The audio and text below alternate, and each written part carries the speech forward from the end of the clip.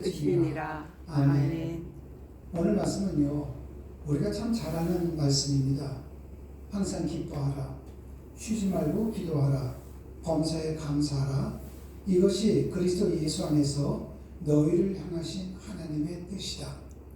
자, 이 말씀을 여러분들이 이해하기 위해서는요, 먼저 이 말씀을 좀 아셔야 됩니다. 우리가 아이들과 얘기할 때 이런 얘기한 적 있죠. 네가 어른이 되면 다 알 수 있어. 네가 지금은 몰라. 그런데 네가 어른이 되면 알 수 있어. 이런 얘기들을 보통 합니다. 이 말을 아셔야만이 오늘 말씀을 여러분 이해할 수가 있습니다. 그러니까 우리에게 기뻐하라, 기도하라, 감사하라, 이거는 불가능해 보이지 않습니다. 여러분 그렇지 않습니까? 뭐 기뻐하라, 기도하라, 감사하라 하면 될 것 아닙니까? 문제는요, 이 단어 앞에 있는 수식어가 내가 실천하기가 좀 힘든 거죠, 이게요. 오늘 한번 본문을 읽으면은 앞에 있는 부사를 한번 눈여겨보면 생각을 해보십시오. 기뻐하라, 어떻게 해요? 항상 앞에 붙어 있는 수식어입니다. 기도하라, 어떻게 해요? 쉬지 말고. 감사하라, 어떻게 해요? 범사에. 이것이 그리스도 예수 안에서 너희를 향하신 하나님의 뜻이라는 겁니다. 하나님이 우리에게 뜻을 갖고 계시는데 그 뜻이 바로 이거라는 거예요. 그냥 기뻐하라, 기도하라, 감사하라, 그 명령 앞에 있는 항상 쉬지 말고 범사에, 이 각 명령을 구체화해 주고 있다는 것이죠. 그래서 이 수식어가 없이 기뻐하라, 기도하라, 감사하라는 우리에게는 별로 큰 부담은 없습니다. 기뻐하면 되고 기도하면 되고 감사하면 되지 않겠습니까? 그런데 이 앞에 있는 수식어, 이게 문제가 된단 말이죠. 항상 기뻐하라. 자, 지금 남편과 아내가 지금 다투고 있습니다. 부부싸움을 합니다. 그럴 때가 있죠. 부모가 자녀에게 혼을 내기도 하지 않습니까? 그런데 화를 내는 중간에, 다투는 중간에, 자녀를 훈계하는 중간에 갑자기 이 말씀이 떠올랐다고 생각해 보십시오. 사용하는 중간에 갑자기 이 말씀이 떠올라서 배우자에게 이렇게 얘기합니다. 내가 싸우게 돼서 기쁩니다. 왜? 항상 기뻐하라 그랬거든요. 싸울 때든 안 싸울 때든 기뻐하라 그랬기 때문에, 자, 싸우게 돼서 참 기쁩니다. 이렇게 고백을 한다면은 오히려 더 큰 싸움이 일어나지 않겠습니까? 너 지금 놀리는 거야? 하지 않겠습니까? 자동차를 몰고 가다가 접촉사고가 났습니다. 근데 상대방 가해자에게 사고가 났지만은, 아이고, 그래도 감사합니다, 이렇게 말한다면은 그것은 내 편에서 잘못됐다고 시인하는 꼴이 되지 않겠습니까? 항상 기뻐하라, 쉬지 말고 기도하라, 범사에 감사하라는 권고와 더불어 바울은 또 다른 구절을 이렇게 얘기할 때가 있었습니다. 모든 사람에게 오래 참으라. 삼가 누가 누구에게든지 악으로 악을 갚지 말게 하고 서로 대하거든 모든 사람을 대하든지 항상 선을 따르라. 기뻐하는 것, 기도하는 것, 감사하는 것 뿐만이 아니라 모든 사람에게 오래 참고 항상 선을 따르라고 주문을 하고 있습니다. 자, 이 말씀도 다 마찬가지입니다. 오래 참고 선을 따르는 것은 가능해 보이는데 그 앞에 뭐가 붙어 있냐면은 모든, 항상, 이게 붙어 있기 때문에 불가능하게 느껴진다는 것이죠. 어떻게 보면은 불가능해 보이는 이 말씀들, 항상 기뻐하라, 쉬지 말고 기도하라, 범사에 감사하라, 항상 선을 행하고 모든 사람에게 오래 참으라, 이 말씀은 우리 행위에 초점을 맞춘 말씀이 아닙니다. 너 항상 기뻐해야 돼. 너 항상 감사해야 돼.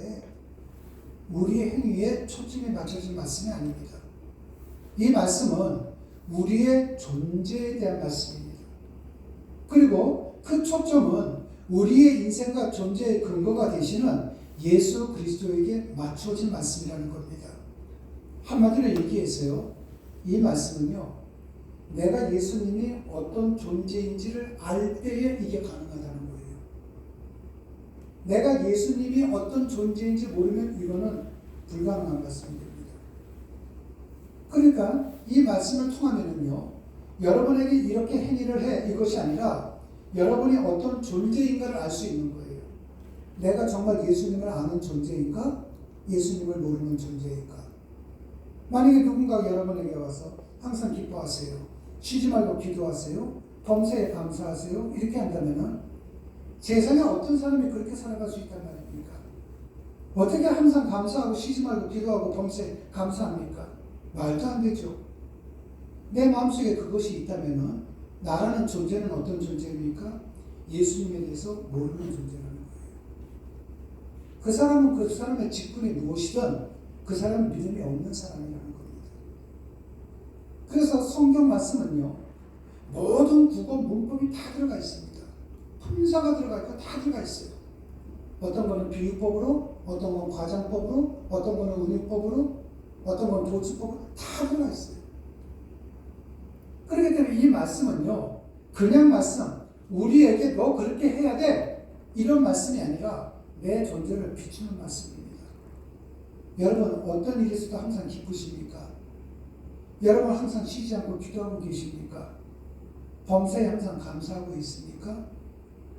그런데 이것이 나한테 와닿지 않는가? 그럼 나는 예수님의 존재를 모르는 사람이 된다는 겁니다. 여러분들 이렇게 말씀할 수 있습니다. 어떻게 쉬지 말고 기도해? 이렇게 생각하시는 분들이 계십니다.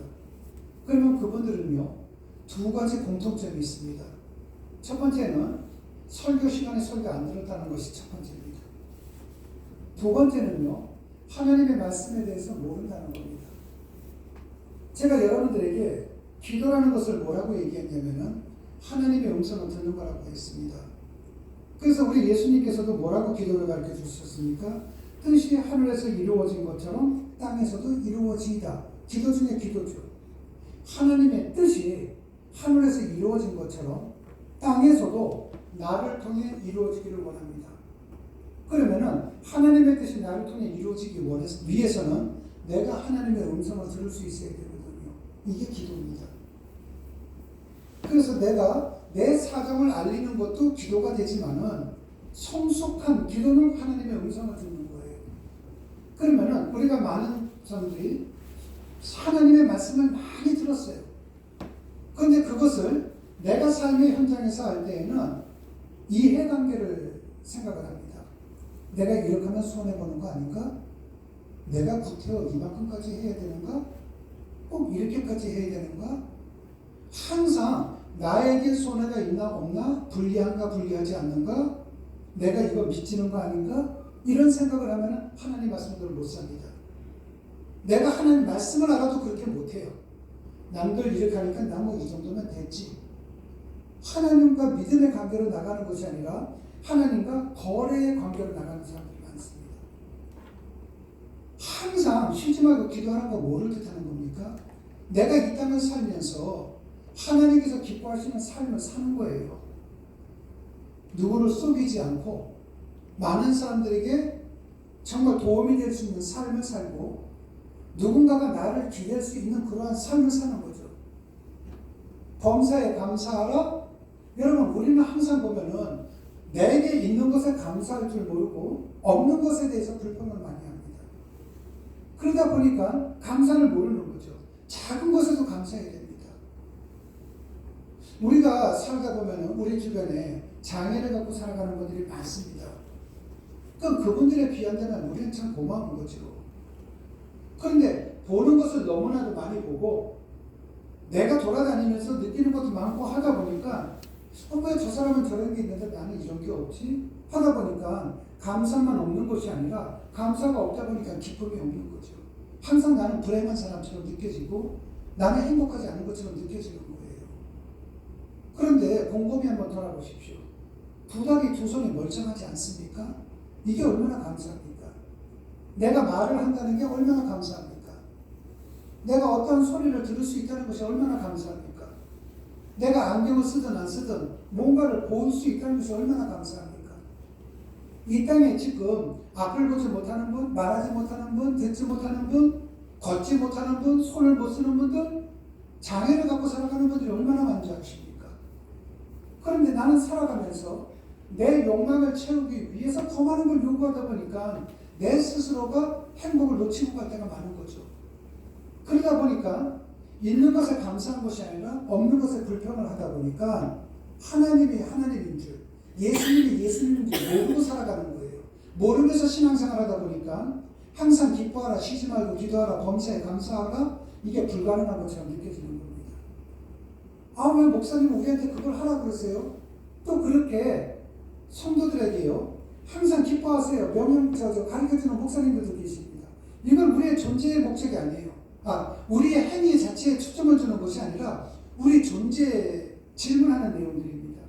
나는 정말 그렇게 느껴지고 있는가? 에덴 동산에 있었던 하와를 보십시오. 다 먹으라 그랬어요. 근데 한 가지 먹지 말라 그랬거든요. 그 한 가지 먹지 말라는 것이 불평이 된 거예요. 맞아. 뭐 자기가 하나님이면 하나님이지.